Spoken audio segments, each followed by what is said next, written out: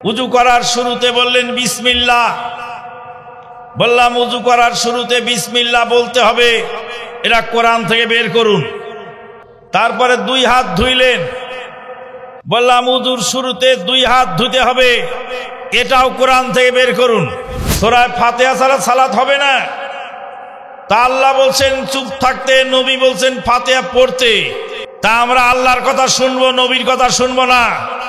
ভদ্রলোকরে জিজ্ঞেস করলাম, আয়াতটা কি তোমার দাদার উপর নাজিল হয়েছিল না নবীর উপর?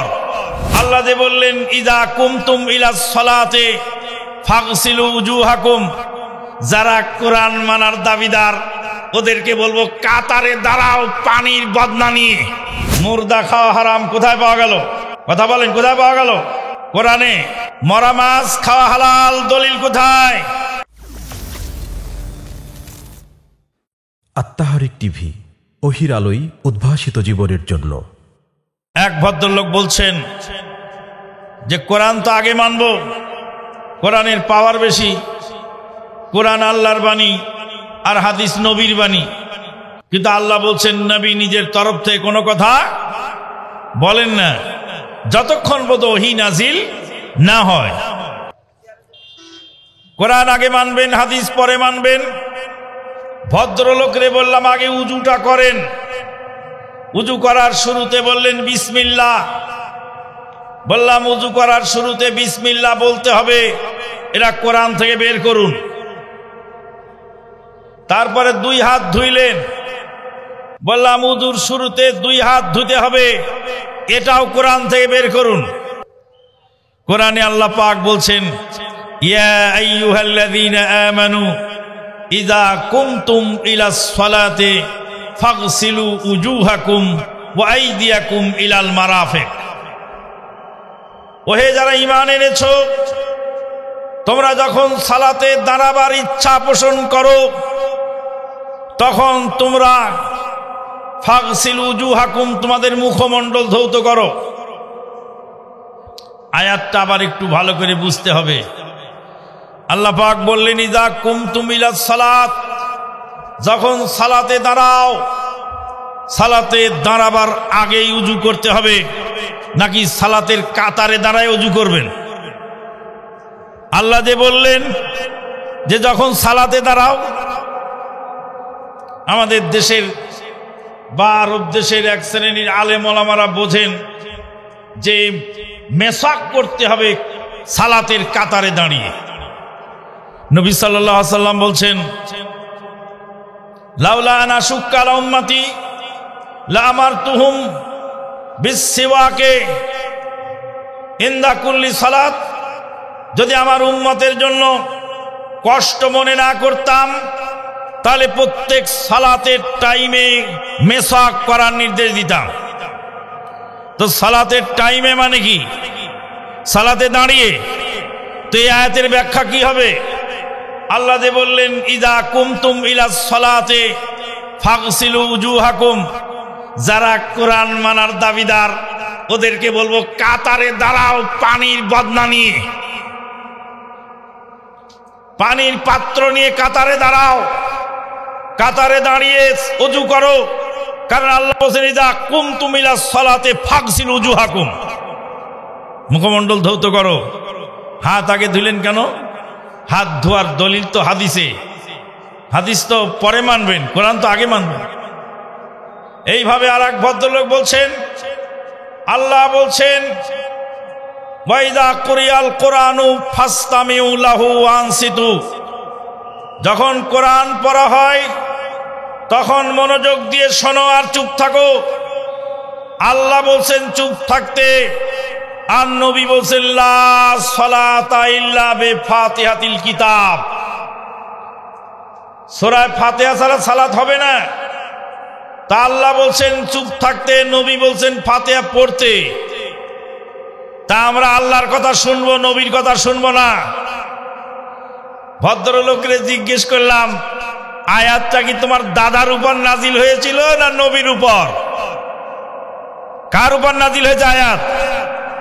নবীর উপরে। নবীকে বললেন আল্লাহ যখন কোরআন পড়া হয় তখন চুপ থাকো। নবী কি আয়াতের অর্থ বোঝেন নাই তাই ফাতিহা পড়তে বলেছেন, নাকি নবী আয়াতের অর্থ বুঝেছেন কিন্তু নবী আয়াতের তুয়াক্কা না করে আয়াত বিরোধী কথা বলেছেন? নাউযুবিল্লাহ মিন যালিক। তাহলে আয়াত তো বুঝতে হবে নবীর মাধ্যমে। আয়াতটা তো আপনি পেলেন তো নবীর মাধ্যমে। আয়াত তো আপনার বাড়িতে নাজিল হয় নাই, আপনার দাদা নানার উপরে নাজিল হয় নাই। আয়াত নাজিল হয়েছে নবীর উপরে। যদি আয়াত নবীর উপরে নাজিল হয় তাহলে নবীর মাধ্যমে তো আয়াত বুঝতে হবে। তার মানে ফাস্তামিউ লাহু আনসিতু, মনোযোগ দিয়ে শোনো, চুপ থাকো। এই চুপ থাকা এই নির্দেশের সঙ্গে ফাতিহা পড়া না পড়ার কোনো সম্পর্ক নাই। কোরআনে বলছে চুপ থাকতে, হাদিসে বলছে ফাতিহা পড়তে। অতএব আমরা চুপ থাকবো, ফাতিহা পড়ব না। ভদ্রলোকরে বললাম, আল্লাহ বলছেন হুররিমাত আলাইকুমুল মাইতাতু, তোমাদের জন্য মুর্দা খাওয়া হারাম। মরা গরু, মরা ছাগল, মরা মুরগি, মরা হাঁস, মরা কবুতর জবাই না করা পর্যন্ত খাওয়া হারাম। এখানে আর একটা কথা এসে যায়। মির্জা গোলাম মোহাম্মদ কাদিয়ানী সানাউল্লাহ অমৃতসরী রাহিমাহুল্লাহকে বলেছিলেন, যেটা আল্লাহ মারেন সেটা তোমরা খাও না, আর যেটা নিজেরা চাকু দিয়ে জবাই করে মেরে ফেলো ওটা খাও কেন? যেটা একাই মরে গেল ওটা কে মারলো? আল্লাহ মারলেন। আর যেটা চাকু দিয়ে তোমরা জবাই করলা ওটা কে মারলো? তুমি নিজে মারলা। তুমি যেটা নিজে মারো ওটা খাও, আর যেটা আল্লাহ মেরে দেয় ওটা খাও না কেন? সানাউল্লাহ অমৃতসরী রাহিমাহুল্লাহ বলছিলেন, বেয়াদবি মাফ করবেন, বলেন তোমরাও তো পাইপ লাগাও, সে পাইপ দিয়ে পানি বের হয়, আর আল্লাহ তো পাইপ সৃষ্টি করেছেন, সেই পানিতে পাইপে পানি বের হয়। তো নিজের তৈরি পাইপের পানি খাও, আল্লাহর সৃষ্টি পাইপের পানি খাও না কেন? হে তর্কবাগীশ, কোরআন হাদিসের সামনে কোনো তর্ক চলে না। কোরআন হাদিসের দলিলের সামনে কোনো মহারথী রথী কারো কথা চলবে না। সম্মানিত উপস্থিতি, তাহলে মুর্দা খাওয়া হারাম কোথায় পাওয়া গেল? কথা বলেন, কোথায় পাওয়া গেল? কোরআনে। মরা মাছ খাওয়া হালাল, দলিল কোথায়? মরা মাছ খাওয়া হালাল দলিল হাদিসে সহিহ জামিউস সাগীরে এসেছে। আল্লামা সুয়ুতি রাহিমাহুল্লাহ হাদিস সংকলন করেছেন।